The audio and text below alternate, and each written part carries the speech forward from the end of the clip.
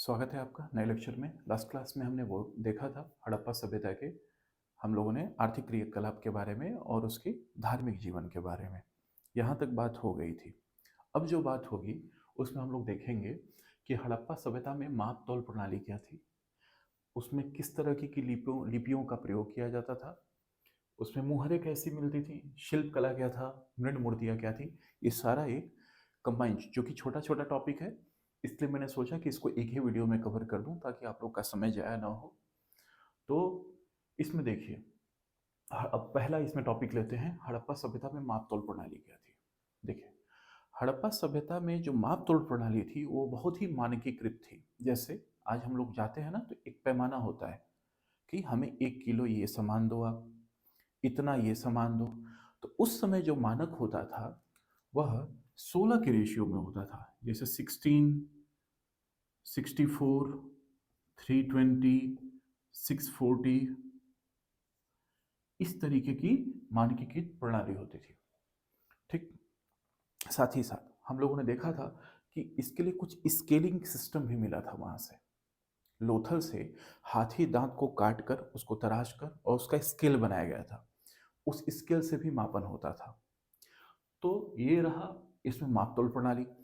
इस मापतोल प्रणाली से वो लोग आपस में जब व्यापार करते थे तो इसका इस्तेमाल करते थे, चाहे वह व्यापार आंतरिक हो या बाह्य व्यापार हो। आंतरिक व्यापार मतलब हमारे इनके जो क्षेत्र में होता था वो आंतरिक हो गया, और जब किसी दूसरे देश में जैसे सुमेर या कहीं और यमन वगैरह भी ये लोग भेजते थे सामान, वहाँ पर जब ये लोग भेजते थे तो बाकायदे सिस्टमेटिक तौर पर भेजते थे। उनसे जब बात होती होगी ना, जैसे आज के समय में क्या है, फ़ोन करके कि इतना ये सामान भेज देना, तो लोग बताते होंगे कि इतना सामान पत्र के माध्यम से कि हम इतना सामान मुझे चाहिए, या व्यापारी आते होंगे और देखकर ले जाते होंगे। तो ये रही माप तौल प्रणाली, जो कि बहुत ही मानकीकृत थी। और उसके लिए स्केलिंग सिस्टम भी हमें कहाँ से मिला है, लोथल से। किस चीज़ का मिला है, तो हाथी दांत का हमें स्केल मिला है। अगला, लिपि। यह बहुत ही इंपॉर्टेंट है, लिपि वाली चीज़ें। क्यों? क्योंकि देखिए, आद्य ऐतिहासिक काल में हमने कहा है ना कि इसमें लिखा तो गया है लेकिन पढ़ नहीं पाए। तो ऐसा क्या लिखा गया था भाई कि पढ़ ही नहीं पाए? तो वह जो लिपि थी उसको बोलते हैं, लिपि जो थी वह भाव चित्रात्मक लिपि थी। भाव चित्रात्मक। ठीक, पिक्टोग्राफिकल टाइप की होती है। और इसमें जो लेखन होता था वह दाएं से बाएं होता था। जैसे हम लोग बाएं से दाएं लिख रहे हैं ना, इसका उल्टा समझ लीजिएगा, दाएं से बाएं लिखी जाती थी।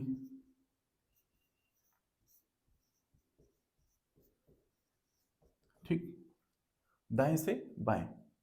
और जो लिखने का तरीका था उसको ब्रिस्टो फ्रेडन मेथड बोलते हैं।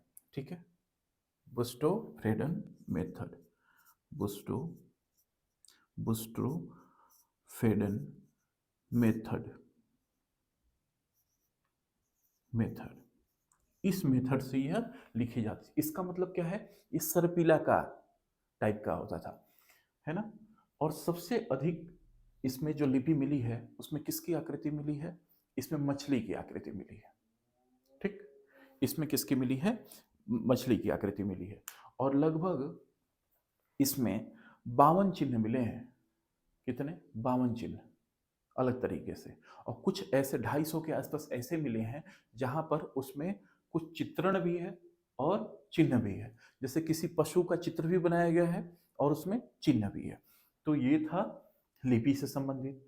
अब रही बात इसमें मुहरें। तो मुहरें देखिए, ये जैसे मैंने बताया था, एक आप एक जैसे एक क्या होता है पूरा तत्व में, मैंने बताया था आपको शुरुआत क्लास में कि मुहरें या कहीं सिक्के क्या होते हैं, उस काल के बहुत सारी आर्थिक गतिविधियां, सामाजिक गतिविधियों के बारे में हमें जानकारी देते हैं।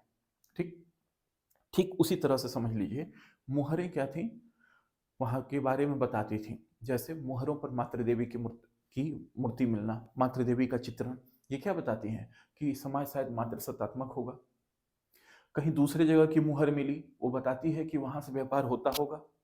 ठीक, अब इन ये जो मुहरें थी ये क्या थी, कुछ वर्गाकार भी थी। मुहरें कैसी थी, कुछ वर्गाकार, कुछ आयताकार, कुछ बेलनाकार, बेलनाकार इत्यादि। लेकिन सबसे अधिक जो मुहर मिली वह मिली वर्गाकार। वह कौन सी मिली? वर्गाकार। लगभग लगभग पूरे सैंधव सभ्यता में अलग अलग जगहों से 2000 से अधिक मुहरें प्राप्त हुई हैं। और वो 2000 मुहरें, हर एक लगभग लगभग अधिकतर जो मुहरें मिली हैं, किसी पे एक श्रृंग वाले पशु की आकृति है, किसी पे मातृ देवी का अंकन तो हमने बताया ही था, किसी पे कुबड़ वाला बैल है, किसी पर कुछ है, किसी पर पीपल का। तो अलग अलग चीजें उस पर अलंकृत किए गए हैं, किया गया है, जिससे हमें उस काल की धार्मिक प्रवृत्ति के बारे में भी पता चलता है, आर्थिक पता चलता ही है, सामाजिक प्रवृत्ति के बारे में भी पता चलता है। तो यह सब क्या थी? प्रमाण थी। उसी में देवी देवताओं का भी चित्रण मिलता है। अब रही बात शिल्पकला की, तो शिल्पकला में अधिकतर क्या होता है, आप लोग देखे होंगे कि इसमें, इस शिल्प कला के अंतर्गत मिट्टी के बर्तन बनाए जाते थे। कुछ ये मृण मूर्तियों में तो है ही, शिल्प कला में भी आप लोगों ने देखा होगा कि उसमें कई जगह पे जो घड़े हैं वो लाल और काले कलर से पेंट होते थे उस समय। और क्या होता था, इसी में अधिकतर ये होता था कि हमने जब शुरुआत में इसका हेडिंग दिया था तो उसमें बताया था कि इस सभ्यता को और कौन सी सभ्यता कहा जाता है? कांस्य युगीन सभ्यता। कौन सी सभ्यता? कांस्य युगीन सभ्यता। इस काल की सबसे बड़ी देन ये थी। इसमें क्यों, क्या ऐसा हुआ था? तो इसमें कॉपर और टिन को मिलाकर इन लोगों ने, कॉपर तांबे को और टिन को मिलाकर इन लोगों ने क्या बनाया था? कांसा बनाया था। कांसा, कांसा ये बनाया था, मतलब तांबा और टिन को मिलाया और कांसा बना दिया। ठीक। तो इस काल की ये बहुत बड़ी देन थी। तो समझिए उस समय लोगों को मेटलर्जी के बारे में ज्ञान रहता होगा, धातु विज्ञान के बारे में ज्ञान था, तभी तो उनको पता था कि इसको किस रेशियो में मिलाना है। ये लगभग 9 के रेशियो में रहता था, ये 1 के रेशियो में रहता था। इस रेशियो में इसको मिलाकर ये लोग क्या बनाते थे? कांसा बना देते थे। अब रही बात मृण मूर्तियों की। मृण मूर्तियां जो हैं, जैसे हमने लास्ट क्लास में बताया था कि वहां पर मातृ देवी का भी मिलता है, एक और लेडी का उसमें मूर्ति मिलता है जिसमें से, जिसके पेड़ से एक पेड़ निकलता हुआ दिखाई दिया था, जिसको जॉन मार्शल ने कहा था कि ये उर्वरता की देवी है, या उसको धरती देवी का, पृथ्वी की देवी का की संज्ञा दी गई थी। तो यह सब सारी चीजें बताई गई थी। तो मृण मूर्ति का मतलब क्या होता है? जैसे टेराकोटा क्या होता है? टेराकोटा ये होता है, ये शिल्पकला में भी है, मृण मूर्ति में भी आ जाएगा। तो इसमें क्या हो जाएगा, टेराकोटा में होता क्या है, अगर मिट्टी के किसी खिलौने को या मिट्टी के किसी भी वस्तु को हम लोग उसको आग में पका दें, और जो भी उसको जो स्वरूप देना है वो देकर उसको आग में पका दें और वो पका हुआ हो जाए, उसको बोलते हैं टेराकोटा।